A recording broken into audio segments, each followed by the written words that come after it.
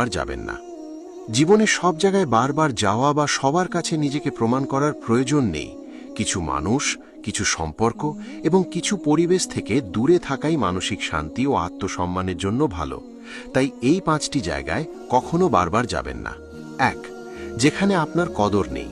যে জায়গায় আপনার উপস্থিতি বা অবদানকে মূল্য দেওয়া হয় না, সেখানে বারবার গিয়ে নিজেকে ছোট করার কোনো অর্থ নেই। সম্মান ভিক্ষা করে নয়, অর্জন করে নিতে হয়।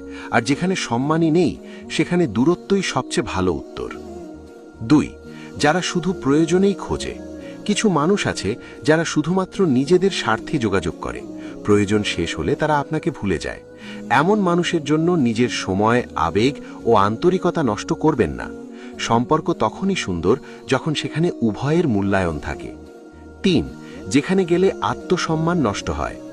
আত্মসম্মান একজন মানুষের সবচেয়ে বড় সম্পদ। কোনো জায়গায় গিয়ে যদি বারবার অপমান, অবহেলা বা তুচ্ছ-তাচ্ছিল্যের শিকার হতে হয়, তাহলে সেখানে আর ফিরে যাওয়ার প্রয়োজন নেই।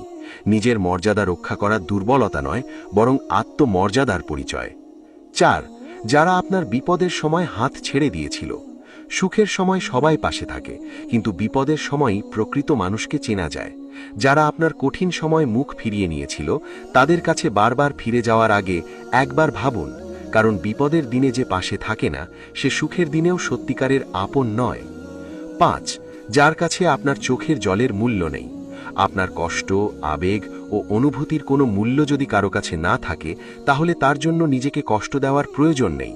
যে মানুষ আপনার কান্না দেখে নির্লিপ্ত থাকে, সে কখনো আপনার হৃদয়ের মূল্য বুঝবে না।